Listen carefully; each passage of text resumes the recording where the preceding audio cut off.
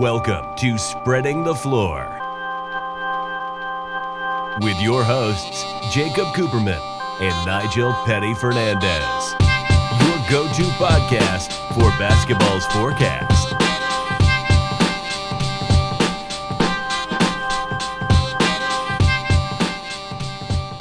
Spreading the Floor, episode 36. Unfortunately, we can't be in the booth today. We're back on Zoom, but Friday's episode, or I should say Saturday's episode, that always messes me up, will be back in the booth at Iona, barring everything going according to plan, or depending on everything going according to plan. It should.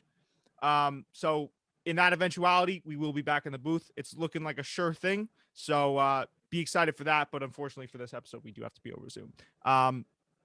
Yeah, man, we got a really packed episode. We left some of the stuff from Monday's episode for this one. Part of the the good part of being, having 2 episodes per week is you can really just stretch the content out instead of doing a 2-hour long podcast talking about everything. Correct. You have some stuff left over. You have some new news, which I know you know what I'm talking about, Nigel, you being a Knicks fan, which we can get into first. And yeah, man, I'm excited. I'm liking this new formula, recording earlier, 2 episodes a week. It's definitely it's taking getting used to, but besides that, it's not terrible. It's not, the workload hasn't been anything really. I thought it would be a lot harder personally. Like, I didn't know going in if we were gonna have 2 episodes a week, if that was gonna like break my back in terms of the workload or anything with school. But so far, I mean, I'll see what happens when I edit tonight, but it hasn't been that terrible. For real. Yeah. For real. So where we want to start? We want to start. You know what? Honestly, because you're a Knicks fan, man. Let's start with Derrick Rose to the Knicks. Obviously, the trade went down with Detroit. Detroit got Dennis Smith Jr. and a 2021 second-round pick, of course, for Derrick Rose. Tom Thibodeau is the head coach of the Knicks, and he is one loyal. I'm not gonna say that on air because I'm trying to tone down the curses, but he is a loyal man, that Tom Thibodeau, to Derrick Rose. Nige, being that you are the honorary Knicks fan of this podcast, you take it ahead and you go first, buddy. I got my own takes, but I definitely want to hear yours. I'm interested in what you have to say because I know you like, basketball analysis, but what I will say is that I saw a lot of people hating on this trade. First of all, the Knicks already had Derrick Rose at one point. That was actually, I went to a Derrick Rose Knicks game back in the days when we could go to games and stuff. And I have pictures of him like shooting free throws. I don't know, whatever, off subject. I like the trade. I thought it was good. Derrick Jones Jr. was kind of bad on the Knicks. Like Derrick Jones Jr.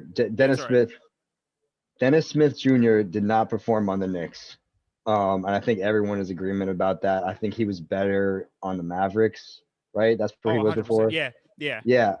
And I was so excited when he got him because I actually really like Dennis Smith Jr., but he came to the Knicks and I was just like, what the hell is this? So it's like, and he's good. He's young, so he's worth enough in the trading world. And I hope that he does go to Detroit and he has a good career. But I think that getting Derrick Rose back on the Knicks is actually a good thing, because I think the first time he was there, he did underperform a little bit. He had his injuries, as Derrick Rose tends to do. The problem was that he didn't really want to be in the Knicks, but I think that he's more content with it this time. The Knicks need a point guard. We've talked about that before. I think that he's going to fit into the system well, especially with Tom Thibodeau, right? I think that he's going to fit into the system better. I think they're going to come up with some good stuff, and I think that the potential starting lineup might be borderline playoffs. Well, if I dare say. Nigel, you can dare say, all right? Because this Knicks starting lineup was competitive before. And actually, we talk about their lack at the beginning of the season, right? They were everyone was wondering, because towards the let's just say the 3, 4, and 5 positions, the Knicks are pretty decent. But beforehand, everyone was questioning that point guard and maybe even the shooting guard position. Emmanuel Quickley, since then, has been lighting the league ablaze. Yeah, one of my personal favorite rookies to watch. Right.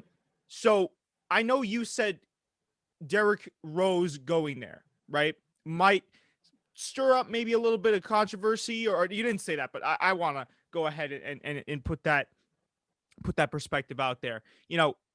does Derrick Rose get the start? Yeah. I'd say yeah. Yeah, 100%. But I could also see a reality in which Emmanuel Quickley could get that start realistically, because before Emmanuel Quickley, he's starting to make waves. I think that they were going to move towards him potentially getting the nod at the 1 spot. But I agree with you, man. I absolutely love this move for Derrick Rose, and I think also for Dennis Smith Jr., because the fact that he really was playing well on the Mavs shows me that maybe it's not the caliber of him as a player, but more so where he's situated. He could be a systemic player. And I say that's not really a term, but when I say that, I mean a guy that can fit into certain systems better than he can other systems. There are players that just fit into any system due to their talent, whatever it might be. I think Dennis Smith Jr. might just be a guy where he needs a team around him that can facilitate his needs. There are plenty of players like that in the league. I saw someone making they put a take out there. They said that Kyle Kuzma would drop 20 to 25 points per game on the Pistons, which it's food for thought. But there are guys like that in the league that you could either really know without a shadow of a doubt that could occur, or they could be put in that conversation. I just think Dennis Smith Jr. is one of those guys. If I'm remembering correctly, there was a little bit of controversy with him not getting starting time. That was him, correct? Yeah. So, listen, there's a system there. Maybe he didn't quite fit into it, but listen, they gave him away to Detroit. Maybe Detroit will do something with him. Detroit gets a 2nd-round pick. And the Knicks again get Derrick Rose. They have that Derrick Rose, Tom Thibodeau connection. It strengthens, the link at point guard. And it makes this potential starting 5. I agree, Nigel. Maybe an 8th seed. I think it's on the cusp of a playoff team. I still want to see how the Knicks perform, because that take for me could change easily, right, depending on how the Knicks do as the season progresses. Because I feel like for the entire season, everyone's been looking at this Knicks team saying, okay, when are they going to return to being the Knicks? When are they going to return? When are they going to go back to old Knicks form of the last 5 years? Even longer. More, since like 2013. So everyone's looking at this team saying, when are we going to see the same old Knicks again? When are we going to see them play discombobulated, ugly, disenfranchised basketball? And they haven't been doing that. They've been playing gorgeous basketball. Defensively, they've really blossomed. Offensively, Julius Randle has been leading that team. Might I add that I'm Mitchell Robinson. There you go. Mitchell Robinson. He's been leading the defensive front on that team. Tom Thibodeau, a great head coach in his own right as well. So I think for this Knicks team, everything is starting to fall into place. And going out and acquiring Derrick Rose, I don't mind it at all, even though he's kind of obviously in the twilight of his career. I still think it's a great move, because the guy, same with Blake Griffin, maybe it's something to do with the Detroit Pistons. He's really kind of refined his game a little bit. And we've seen flashes of the old Derrick Rose. And if you get the old Derrick Rose who gives you 40, 50, maybe, 30, I'll say more realistically like 30, 40, maybe even 20, that's still a great addition to that Knicks team, And again, you said playoff team. I could see it, but I definitely want to slam on the brakes until we get further, or maybe even I want to slam on the brakes until we can really see what this Knicks team does with Derrick Rose, because I know Tom Thibodeau is going to know how to use him. That's not. Absolutely. And I also think that this trade really just puts the Knicks square dead in the middle in the East as far as like starting lineups go. But even if he doesn't come out and score 25 a night, 20 a night, he doesn't need to do that as long as he complements, RJ Barrett, Mitchell Robinson, which he will do perfectly because he knows how to throw lobs like the rest of them. And he's been pretty healthy. I don't want to jinx it because last time Derrick Rose was on the Knicks, he wasn't very healthy, but he's been pretty consistent. He's been pretty healthy. He's really been taking to that like true point guard, form that is just beautiful basketball. He knows the game, and that's really what it comes down to. I think he's going to put the Knicks in a better position to win. Whether that's what the Knicks want right now, that's a totally different subject. That's for another time. However, if we're looking to win right now, I think that this trade puts the Knicks in the best possible position. And I do believe I'll put faith on it. I'll say that they make at least the 8th seed. That's what I'm hoping for. That's what it's looking like. They're at the 8th seed right now. They're 11-14. So I could definitely see them maybe squeaking into the playoffs. I'm just saying I definitely also want to get a feel, like I said, for Derrick Rose at the point guard position. I also think he brings just, obviously for a guy that's been in the league for so long and has learned so many lessons, has played on that Bulls team that was so talented. I mean, he's going to bring a wealth of knowledge. As you said, RJ will learn under him. Everyone, Emmanuel Quigley's going to learn. I mean, all of those guys, I'm sure, because Derrick Rose is very well respected, as he should be amongst the community, media, other players. He's gonna. I already know that all the listen, Mitchell Robinson, RJ, Manuel, Julius Randle, they're all going to be going to him for personal advice, and that's going to make everyone on the team just immeasurably better. So, just a great deal. I don't. You said that people were hating on it. I've seen a little bit of that too, and I can't understand why, for the life of me. It's. I get it. You know, why the Knicks always going after these older players that don't really have much left in the tank, you know. There was a certain point that the Knicks, you know, they have a bad habit, especially in the mid 2010s, like 2015, 2016, of picking up these older players that aren't going to do much, like Derrick Rose. That's when that trade was made. And everyone's just like, why would you do that? Why are we not focusing, you know? And so they went for an older pick. They went for a more veteran presence, even though that they have Quickly already in the floor. And I could see both sides of it, especially because there is a spacing problem in New York. Specifically, they don't spread the floor that well, which is something we know is very important. So he's not a three-point specialist. He's not a three-point shooter by any means. He can make them, but he's definitely more of a slasher. Yeah, the thing is that I feel like people are forgetting is that we're not picking up Derrick Rose to shoot threes and stuff and add that to the team. We're picking up Derrick Rose to really just bring a type of culture to the city. We want something. We want the one thing. New York is missing a lot of things that makes them a great team. But one of the things is that it doesn't really have much of an identity. New York's identity is losing. And now that we are losing, but now that we're definitely starting to pick up more wins in the season, where's the identity at? Are we talking about small ball? Are we talking about shooting threes? Are we talking about this? Are we talking about that? I think Derrick Rose is going to do great things for the culture of the team. He's going to kind of define what type of basketball they play, and I think ultimately that's going to end up being just a really pass first, awesome move the ball around, three type of 3-point shot. If you don't have it, open man. And I think that's what the type of culture they were going for. And I think that's the type of culture you're going to get with Derrick Rose. Well, I think a lot of NBA fans talking about, I just want to go back to the hate that this trade is received. A lot of guys in, let's just say, even like the media, I always talk about the media and the fans, but the media and the fans, they tend to view certain trades one-dimensionally. Right. And that's the worst thing you can do. They look at a player simply for the addition of how much they can put up on the board, the tangibles, right? Right. You got to look at this, like you said, as a culture shift. As Derrick Rose, he doesn't have a lot left in the tank, but what he can offer through experience, through leadership, through giving this team an identity is invaluable. Just court vision, man, Court vision. And they're getting rid of Dennis Smith Jr., and like I said, I don't think he's a bad player, but he had to go. Yeah.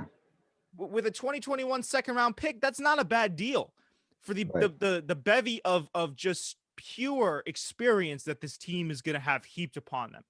With especially, and you talk about timing, this team needed a guy like Derrick Rose at this time, I think. I agree. With them overachieving the way they've been overachieving, now they just need guidance because their talent is still raw. Still raw. It's working. It's raw. You need a guy like Derrick Rose in there to be like, I know. I said the raw word, okay? Oh. Get your mind out of the gutter, Nigel. But their talent is raw, but they need a guy to help them focus that in. And I think Derrick Rose can be that guy, especially with the kind of switch he's made to a more passive true point guard. I agree. And I also think that a lot of people are only thinking, because it's a big move for the Knicks. The Knicks have been in the news lately, as they should be, because they're the New York Knicks, Madison Square Garden. But I think it worked. The deal works out for everyone. What was he doing in Detroit? What I'm saying? Was he really contributing a lot to that team, or would they rather get rid of him and get someone younger that they can either help grow or pass up for more trade value in the future? I think that works out for Detroit in every way. And I also believe that it works out for Derrick Rose, because why would he want to spend, the last, let's say he has 4 years left in the league, 5 years left in the league, maybe 6. So why would Derrick Rose want to spend his last years on a losing team? Like, maybe they can go and make something. Maybe he'll make the playoffs a couple more times before he retires. You know what I'm saying? Like, I think that'd be awesome. I'd love to see Derrick Rose retire in New York. Dare I even say I'd love to see his freaking number in the, you know what I'm saying? That'd be super sick. And for that reason, I just think this deal works out for everyone, including the Knicks, and that's really what's important. So, dude, when all of these guys retire, Carmelo, Derrick Rose, let's just say all of their let's hypothetically their jerseys get raised in the rafters at MSG. That's going to be a crazy stretch of rafter, Yeah. Like, that's going to be crazy. Derrick Rose's, and I'm saying hypothetically, Derrick Rose's jersey and then Carmelo's. I mean, wow. Yeah, right next to Willis Reed. Yeah, and, all those guys. Yeah. I mean, listen, the Mecca has not gotten the respect, I think, because of the team that plays in it. Unfortunately, a lot of guys don't want to play there. Yeah. And, no, because we remember that MSG used to be a big draw for guys, and now it's because of the Knicks, unfortunately, and some bad management. It's become there's been dirt tossed on its name, but I think it's time now for the Knicks to get theirs and for MSG to rightfully get the respect. And I think, you know what, MSG is a building, it gets the respect it deserves, but it's time, like I said, for this ugly period of Knicks basketball to end. And that's something I said at the beginning of the season. We're going to chalk that up as a cook-up coop W, because I said the Knicks would be really, really good. Not really, really good this year, but I said the Knicks would be a lot more competitive this year. So we're going to chalk that up as a dub for cook-up coop. I'll give that to you. Put it up on the wall back there. I'll give that to you, especially because, I'm a diehard Knicks fan. Anyone who knows me knows that I've been a diehard Knicks fan pretty much my entire life, Yeah. But even I've been and I'll never be anything but a Knicks fan, don't get me wrong. Right. But I've even doubted them. Like, I put a bet against them and I lost. I put them in one of my parlays against the Trailblazers, and they lost. And I was just like, I don't know because I lost the bet, but I was happy that the Knicks won, right? So it's kind of like bittersweet. Weird bittersweet feeling. Yeah, but no, in the future, I'm definitely not going to count them out, because they will definitely come out and surprise me. As much of a Knicks fan as I am, as much as I want to see them do good, they have been coming out performing this year. So, yeah, man, I think Knicks fans, I think Knicks fans. That's a proper way to say that. I think Knicks fans are just, I think you guys are conditioned to be negative all the time. Yeah. Just because of the years of, I'm a Mets fan, so I understand that feeling where nothing can be good, nothing can be, until now, of course, we got new management and we're making big moves in free agency, but that's, again, we don't run a baseball podcast, we run a basketball podcast. But I totally get where you're coming from and where you were coming from, because I think we talked about it on the show and I said the Knicks will be competitive, and you're like, no shot.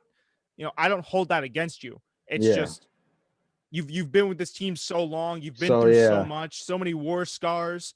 And it'd be tough for me if I were a Knicks fan. I'm an Oklahoma City Thunder fan, so right now I'm kind of just bored. Luckily for us, we have 18 first-round draft picks. So that's gonna be sick.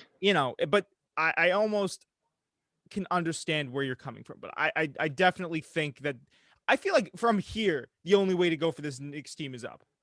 Well, I said that they were gonna be good in I said give it 2 to 3 years, maybe even 4 years. But I didn't see them doing this well this season, definitely, and I'll definitely chalk that up in the W column for you. That was something that you really had some good insight on that. RJ Barrett's taking great strides. The Knicks, we've just been so unlucky for so long, but it actually seems like our luck is starting to come around this year. Quickly just turned out really good. Mitchell Robinson, what a steal. I mean, arguably will be the best player on the Knicks in a few years. I'm saying Julius Randle came out and just started balling out.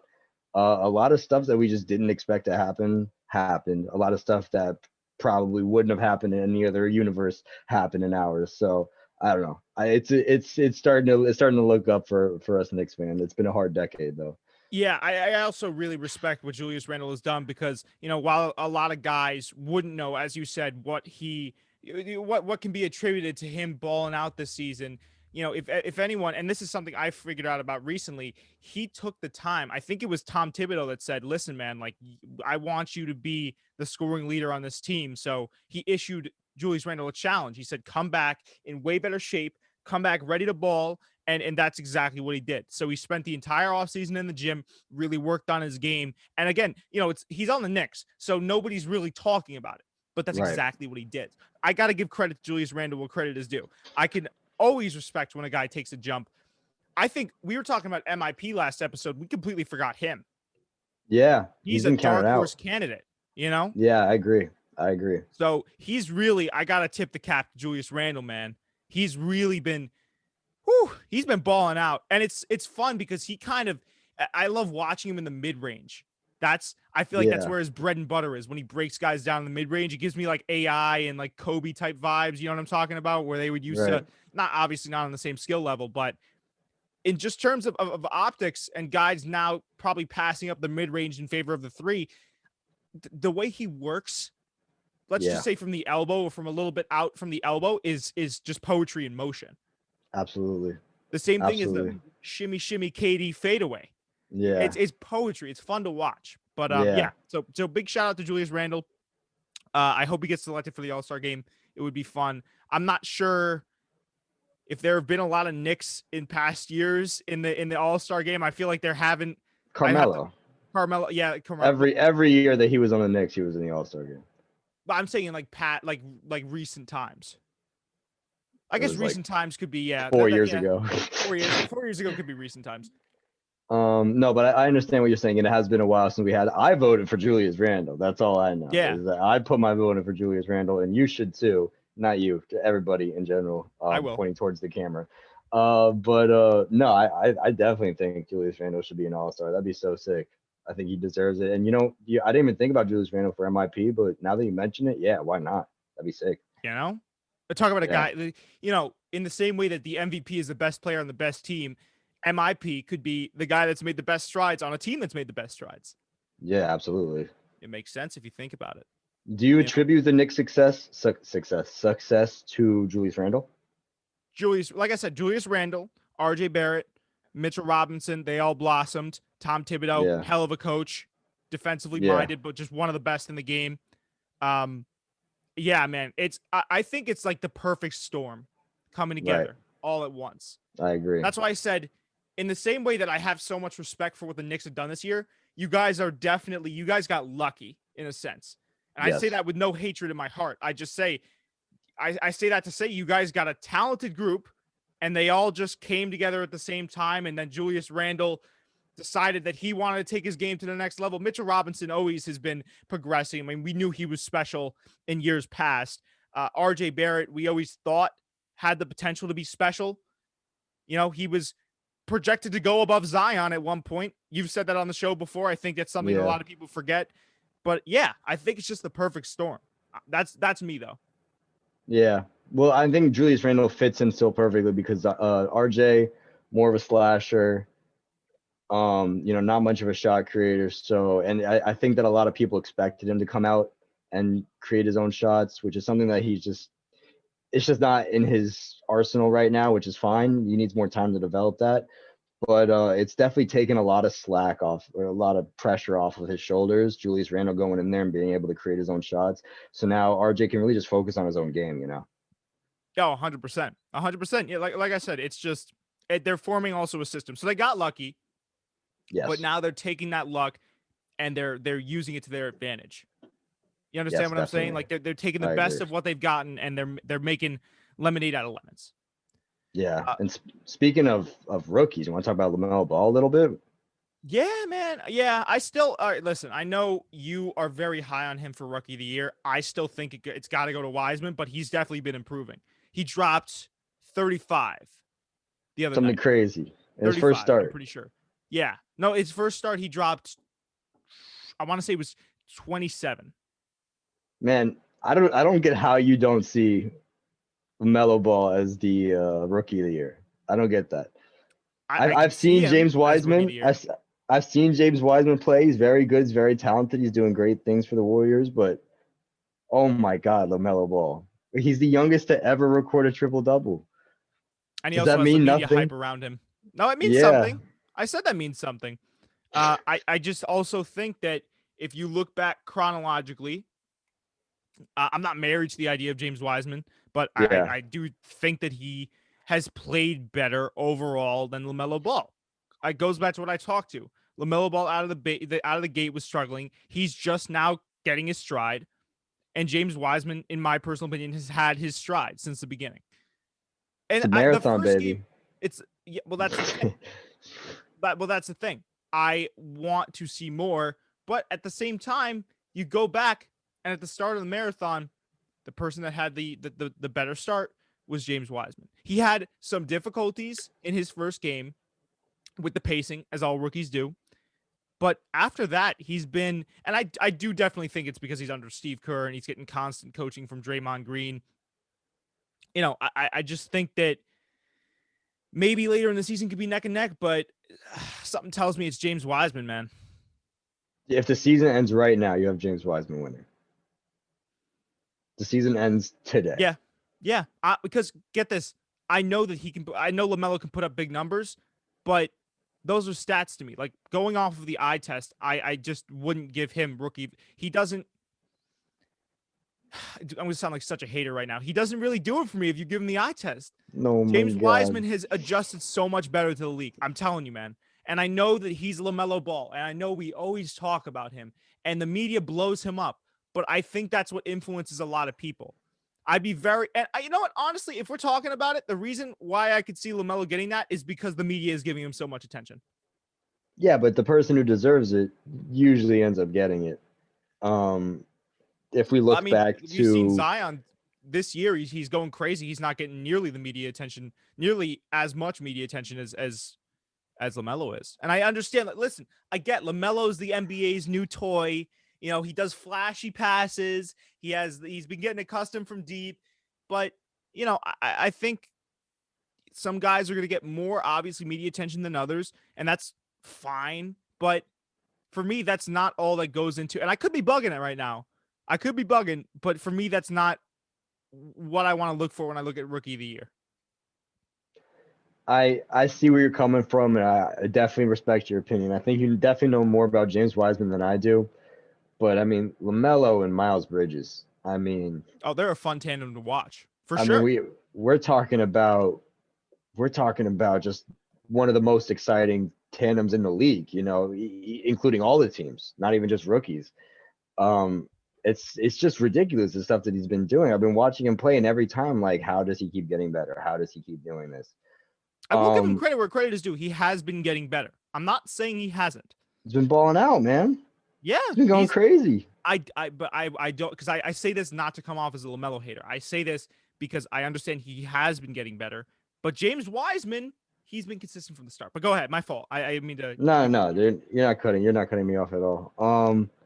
I think it's just like I think James Wiseman has been more consistent, but I feel like LaMelo has already surpassed him in just skill level. It's just like his performance so far. I think at first James, if the NBA season was only 2 weeks long this year and it was at the beginning, James Wiseman definitely. But LaMelo by now, he's just been playing so well. He's eclipsed most of the younger players in the league. I think he's playing better than Zion. That's okay. I don't know about that, man. That He's might be playing better than Zion. No, because Zion. No. Here's the thing. I think a lot of people, and again, I don't know if do you watch Hornets games? I watch LaMelo Ball play. So okay. So you and me both can agree that he has a big turnover problem, correct? Yes, he does. Okay. That's something that the highlights won't show. Right, absolutely. And even like you got like I said, you got to watch the games. A lot of people don't watch the games. I'm just saying that there are inconsistencies, even though he has gotten better. And sure, as a scorer, he right now in the last 5 games has been really upping his level. Okay, right now, I still give it to Wiseman just because, I have to watch the games, and I have watched some of the games. And for what I've seen, yeah, he has all these flashy moves, right? He can score the ball, but by and large, man, when I watch him, it's not refined basketball yet, I feel like. And Yeah, I'm not he's expecting him to inconsistent. be, yeah, he's inconsistent, but I'm not expecting him to be this consistent guy because he just got into the league. You know what I'm saying? Like, I know that there's guys that are gonna struggle a little bit, and again, yeah, he's fun to watch, and he's definitely finding his footing, but there are just too many inconsistencies for me. Not even too many, but just the eye test is like, Yeah. I don't know, man. It's what I'm looking at is kind of sloppy basketball at times. Yeah, it's definitely rookie basketball. He's definitely a little bit sloppy here and there. The only reason I'd make a hot take, like saying that he's better than Zion, because obviously Zion's game is more refined at this point. I think obviously you put them head to head. I think Zion outperforms Lamelo Ball, unless it's a good day from Lamelo Ball. But what you have to remember is that Lamelo Ball, not only has he gotten better, like he has, but every rookie's gotten better so far. But Lamelo Ball's game has just gotten so multi-dimensional. You know what I'm saying? Like Zion, where was his improvement since last year was like he probably turns the ball over less, but he's still only doing the stuff he did, which is great on fast breaks, great around the bucket. He had like one game where he dropped a couple threes. James Wiseman hasn't had the opportunities to really shine as much as the other rookies just because he's on the Warriors, and Steph Curry has been actually going insane, going crazy. I think James Wiseman, his ceiling is so high. However, when you're on a team like that, you're just not going to have the camera on you, and no one expects you to have the camera on you. However, LaMelo Ball has had the camera on him, and he's been performing. He's not only been scoring. He's not just a guy that you throw around the bucket. He's not only doing the same thing every time he's going down. He's scoring. He's passing. He's facilitating. His court vision he's come out and he proved that he has it. He's been a leader on the court in a lot of ways. You know what I'm saying? Not just forget about the highlights. It's just you can see that his game it's maturing, and he's not focused on one thing. You don't know what LaMelo Ball is going to do when he comes down the court. However, I can tell you that I know what Zion Williamson is going to do every time he comes down the court. Yeah. Well, so the argument you're making is that Zion is far more refined and consistent than LaMelo, but LaMelo, you'd say, has a much wider skill set. Is that what you're getting at? I just want to make sure I have you correct. Yeah, that's what I would say. Is that he's playing like a more, not mature, but he's playing like he does more. You know what I'm saying? I can see that argument. His job title has more on his. He wears more hats than Zion. He wears more hats than James Wiseman. He wears more hats, but also if you could wear more hats and you can develop in those areas, but I think purely based off of the type of year that Zion is having. And I'm not talking about James Wiseman. I'm talking about, now I'm talking about Zion. I think just purely the year that Zion is having, he's been going off. Yeah, he's been having a great year. The media hasn't been covering it. I don't care if you wear more hats than a guy, right? Like, I can make a three. We played the other day, I can make the odd out three. I can take it to the rack sometimes. My defense is okay. But you whooped me 5-zip because you're just better at basketball than I am. 7-zip. You know what I'm saying? 7-zip. There you go. I won the first game, though, I will say. You did. You did win the first game. But you're better at basketball than I am. So it doesn't matter if I have a multi-dimensional game, if I don't have, or if I have the inconsistencies, because I was turning over the ball like a motherfucker. You remember that game? Yeah. I was turning the ball off. Same as, so sure, I get the odd out. Like, I think I hit like I step back with the power dribble, and then, but if you look at the entire game, I wouldn't be satisfied with the way I played. And I am equating myself to an NBA player. I did just do that. But it's to illustrate a point. I think you can wear many hats, but if you're not as consistent as a guy like Zion is, and you haven't shown the growth that Zion has, it's his first year in the league. But let's not forget the fact that Zion came back off of injury last year, so this is almost his kind of official first year. I think Zion still gets that, man. Yeah. Well, and he's super, like, he takes it to the rim all the time. He dunks, but he does that better than I think LaMelo does a lot of stuff. Does that make any sense? That does make sense, and I agree with you, and I respect your opinion. I think that you're 100% correct about everything you're saying. However, I just want to ask you a question. Yeah, what's up? You are a opposing coach, and you are about to play the Pelicans, and your team comes to you and says, "How do we stop Zion?" Do you think you'd be able to give them an answer? Yes. Okay, now you're about to play the Hornets, and your team comes to you and says, "How do we stop LaMelo?" Is that an easier answer, or is it a harder answer than the Zion? If I were to try to scheme out LaMelo, yeah. If your job was to stop LaMelo Ball, would that be easier or harder than coming up with a scheme to stop Zion? I think it would be a little bit easier. And I understand where you're coming from, but just hear me out for a second. LaMelo, he can take step backs. He has all these flashy moves, so it's going to be harder for you to defend him.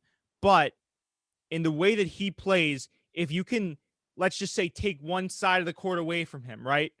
Or you can get a really good guy on him, I still think you can lock down LaMelo better than you could lock down Zion. And it goes back to what I was saying. Like LaMelo, you might have to put a little bit more thought into how you're going to defend him, or how many guys you're going to put, or what defensive system you're going to put around him to make sure he does. But at the end of the day, it might be a longer conversation, but I still think you can figure out a better way than Zion. Just specifically, because also Zion is a physical freak. Yeah. Not sure there's many, you could put like Kawhi on Zion. You could lock him up. You put Kawhi, so I think it's the same.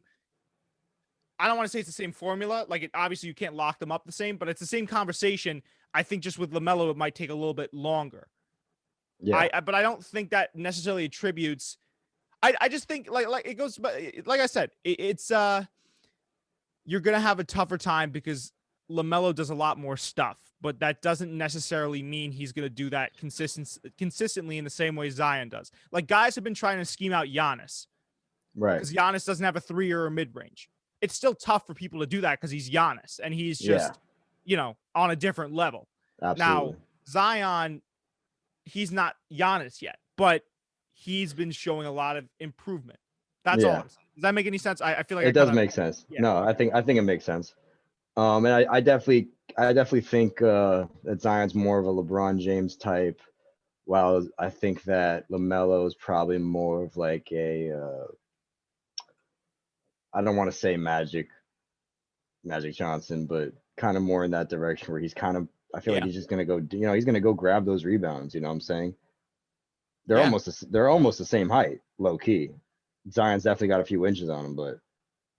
Well, I also, you're talking about LaMelo, correct? Yeah. Yeah. I think LaMelo, he's definitely. So I just hated on LaMelo for about 15 minutes. I'm gonna heap some praise on him. I definitely think, in terms of being an overall well-rounded player, he's terrific. Right. He can do it all. He can get rebounds, assists. He can score.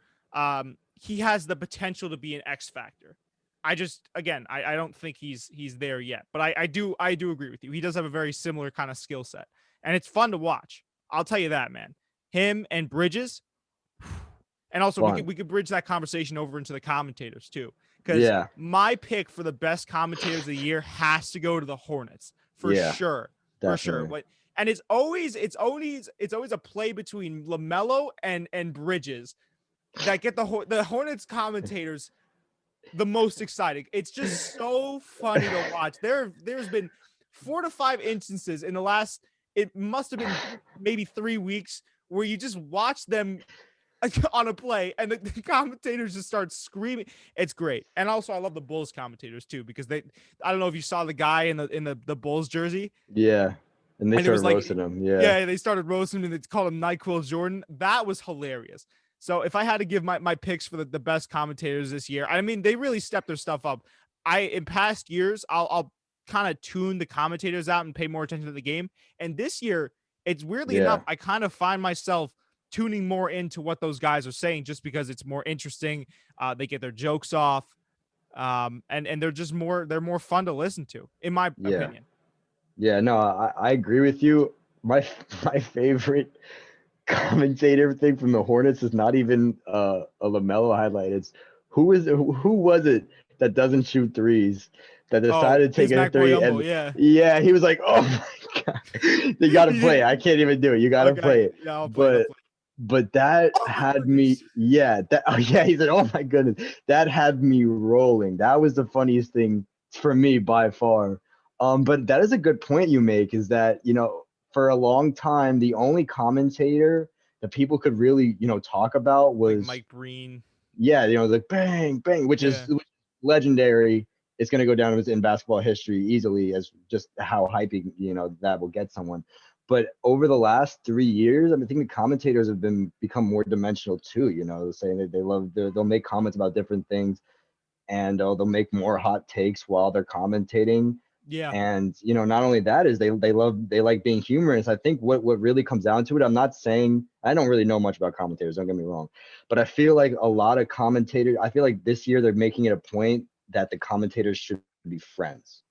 Just like the success of our That's what I'm saying. It's almost like I'm listening to one of our episodes when I watch the commentators. Yeah. Is the fact that me and you are friends, and that's the pull towards, what we do, and the fact that we love listening to commentators because it's clear that they like each other. You know what I'm saying? They bounce off each other well. It's more of a conversation.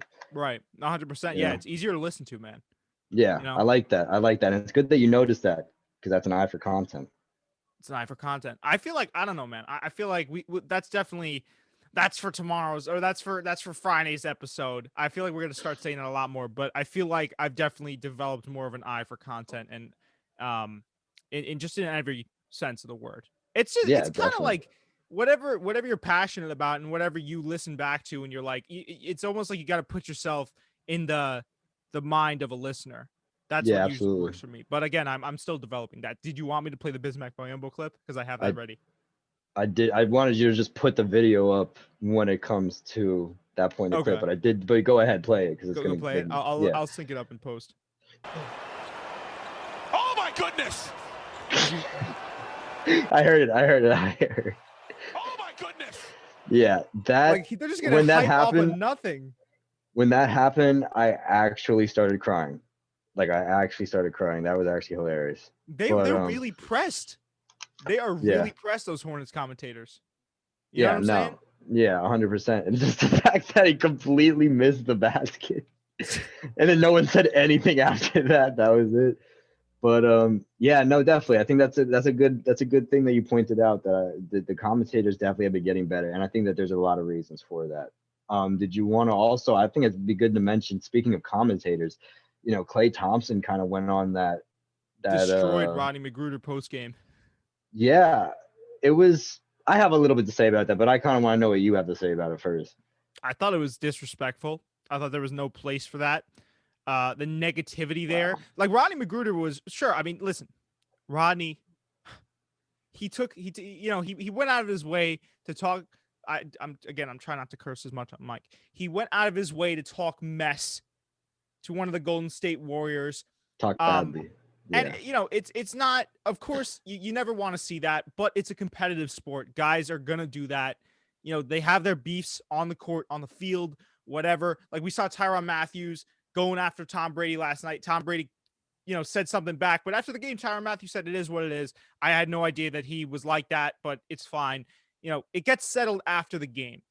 What Klay did, impartial, sitting in the commentary booth, was destructive.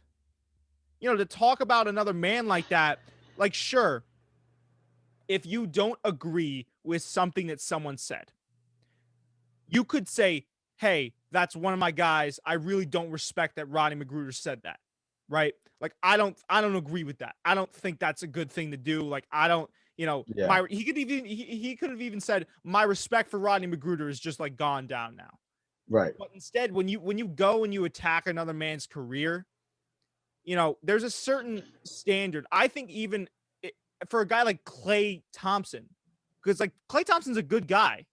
Yeah. I find myself rooting for Klay because I know that he's obviously a super talented shooting guard, but also just a really, really good guy. Right. This, for me, it was like, wow. And even the commentators, I don't know if you heard, they were like, easy. Yeah. Because even they understood that it was got to the point where it's like, all right, it's over. It's done with. Rodney Mcgruder walked away. He had words with him, but that disrespect to me was just on another level.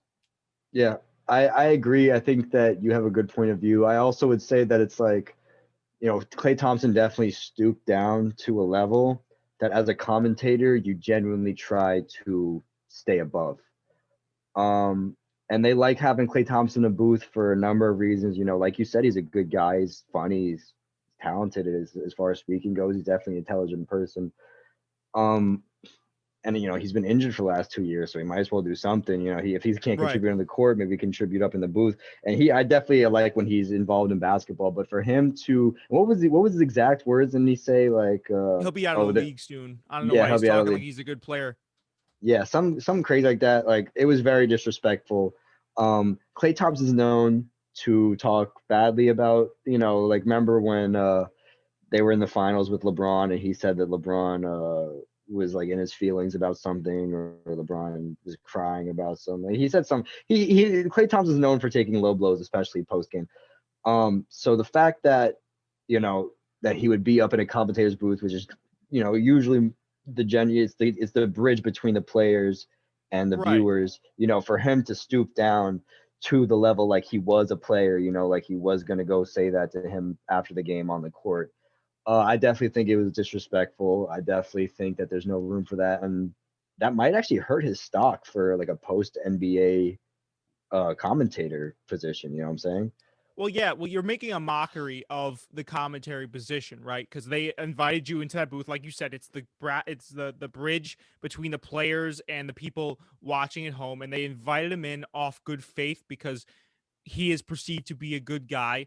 And sure, on the court, I feel like that would be a different story. If he had said that on the court, it's like, okay, it's in the heat of the moment. But what makes it so kind of foul for me, like flagrant 2 on the play, what makes it so foul for me is that he was not on the court. He was not actively in the fire of the game. Right. He went out of his way to go and attack a guy. And you're 100% correct. Like, guys now I'm not sure which broadcasting company was airing the game at the time, but they're going to go back and be like, well, why do we want Klay drumming up drama, or disparaging other players on our platform? That's going to rub off on us negatively. That's going to have an effect moving forward on the way that people view us, him. You got to look at all sides of it, and it's not a good look for anyone involved. For as much as it might be true, it's just you can't stoop down to that level. Yeah, if he were to say something like, "Oh, Mcgruder was totally wrong in that position. He had no, that'd be different if he was actually referring to the altercation that occurred, or if he was even in the heat of the moment. If he was on the court and he was like adrenaline, testosterone, and he said it'd be different. But to stoop down and talk about a guy's career, what I'm saying, and just to, say you don't even have to worry about him because he's not even going to be here. What I'm saying? It's different to say that someone was wrong about doing something. It's different to say that someone's shouldn't have a voice because of how irrelevant they are. Doesn't that go against everything that the NBA stands for? Isn't that go against the strides that the NBA has made in the last the last 10 years? You know what I'm saying? So for him to just, have someone, and I hear a lot of people arguing the fact that it's like, Shaq talks bad about players all the time, you know what I'm saying? Which he does. He had that little Rudy Gobert scuffle, and then I think he said something bad to Donovan Mitchell. Yeah, Donovan Mitchell. I don't know. He just has something against he just has something against the Jazz, I guess.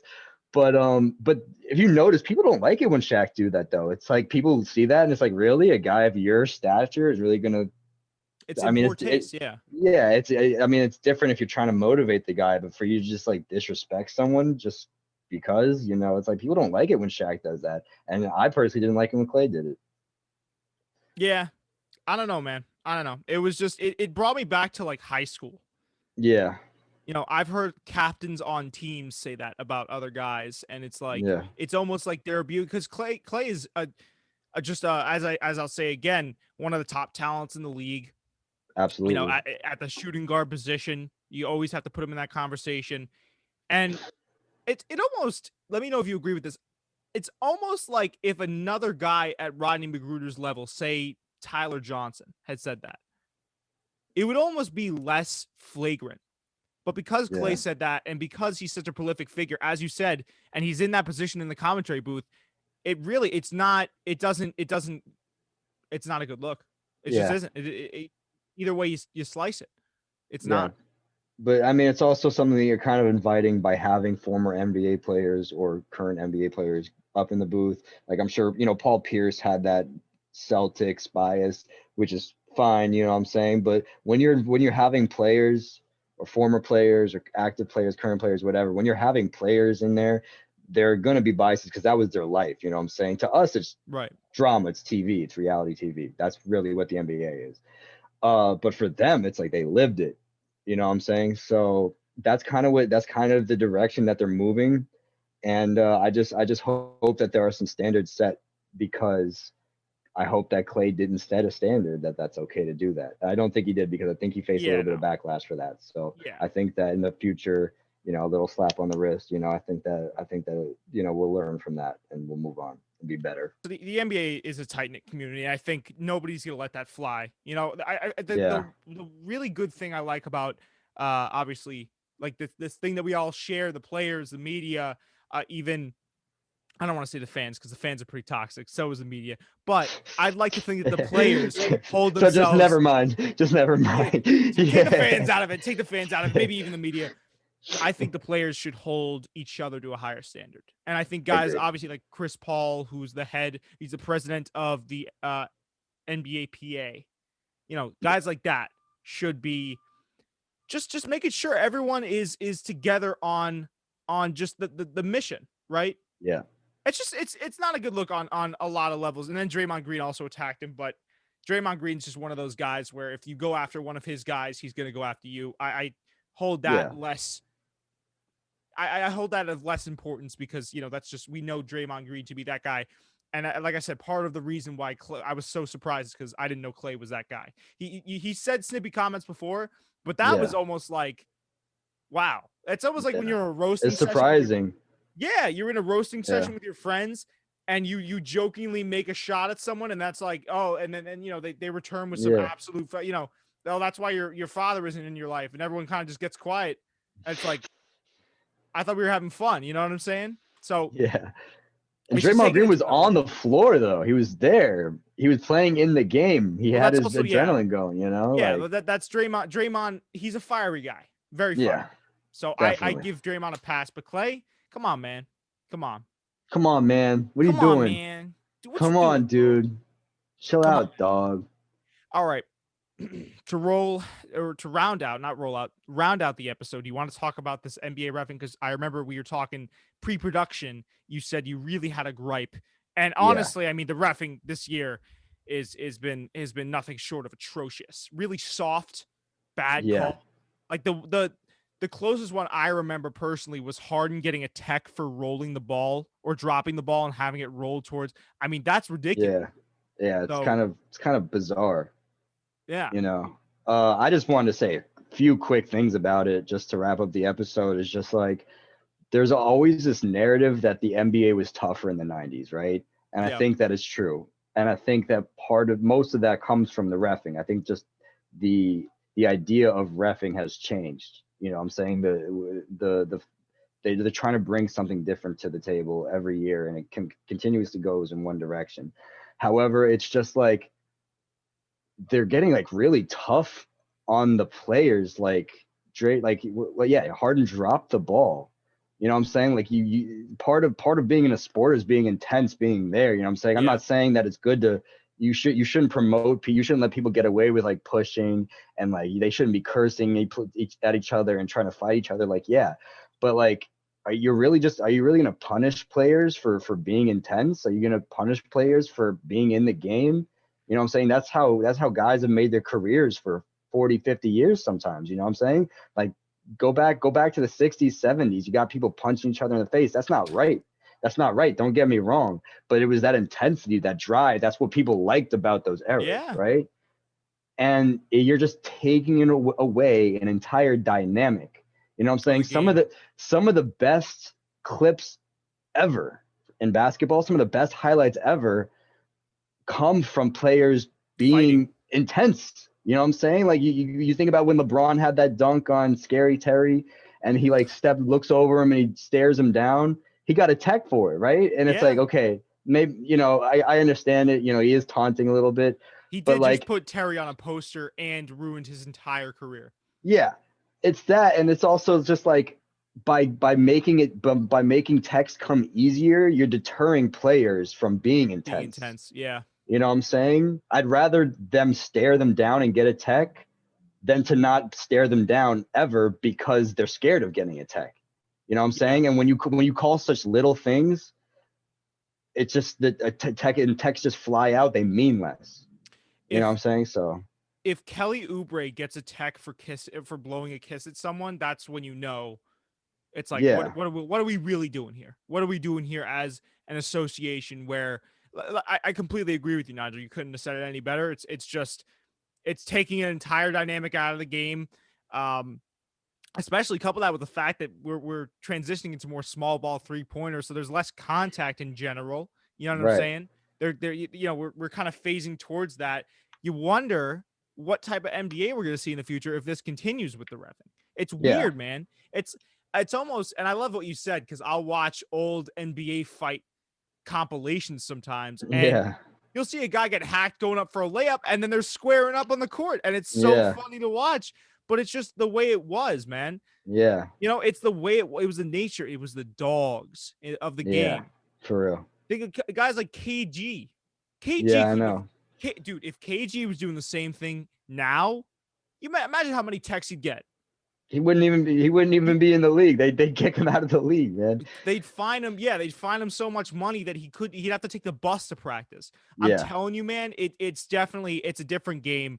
I don't think also like the staring, getting attacked, sometimes that can be a little bit overkill. But if a guy, like I said, is blowing a kiss at someone or dropping a ball after, by the way, you made a terrible call and he's not protesting it, he's just dropping the ball. You know, there's some refs at some points that I'm sure have been their choices have been dictated by their egos.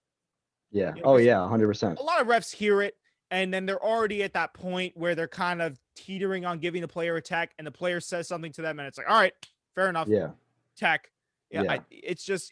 There's gotta be a better way that we can handle NBA reffing. And I actually, you know what? The new insurgence of women in the reffing positions. I hope the women honestly can really let the game breathe.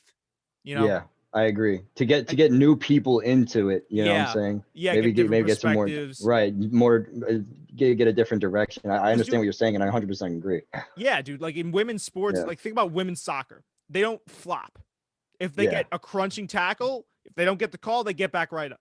You know, they get right back up. In women's MMA, those are some of the women's matches are the more, you know, brutal and gruesome that I've personally seen. Women's boxing, the same thing.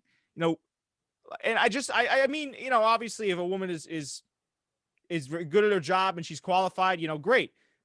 But I want to see what they can do, man, because honestly, it's just a breath of fresh air, and I think something needs to change, whether it be for the sake of gender equality and getting a new, you know, perspective in there, or just be giving the refs some extra lessons on not having such a big trigger finger with their whistles. I agree.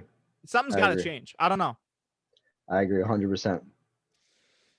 All right, is that we'll get into more of what we wanted to get into. It's great, man. We have these 2 episodes a week, so we can push the stuff that we didn't get to today onto the next episode. But without further ado, I've been your host, Jacob Cooperman. Thank you. I've been Nigel Petty Fernandez. Thank you. What do you say? The second in command by popular demand.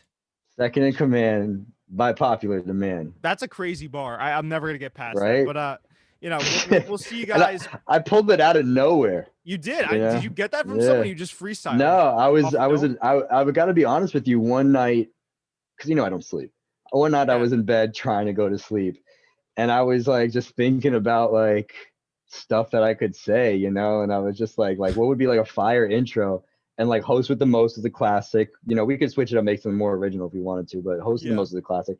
And I was like, but what do people say for like the co-star? Well, not really co-star, but like, you know, the other guy in the room, you know what I'm saying? And I was just like, we're gonna put some magic in that. and we would do something with that. That is just a 12 a.m. to 1 a.m. Yeah, thought process. yeah, You're just sitting there awake, like, yeah, literally. Words I can craft up from nothing. Just like just watching the ceiling fan. Yeah. Yeah, I'm not falling asleep anytime soon, so I better get crafting. Yeah, I know. That's where my best thoughts come from. But anyway, without further ado. Yeah, without further ado, guys, thank you so much for listening to the show. We'll be back on Friday, but you guys will see it on Saturday. We should be back in the booth by then, as I said. Blow us up, like, subscribe if you enjoyed, leave us a rating on Apple, follow us on Spotify, YouTube, all that good stuff. Social media will be down below. And yeah, man, we're happy to be continuing on this journey. I think the 2 episodes a week thing is thus far worked out. I have to see again how it goes tonight, but it's feeling good, man. Absolutely. Thank you, Coop. Thank you, everyone watching. See you next time. See you next time.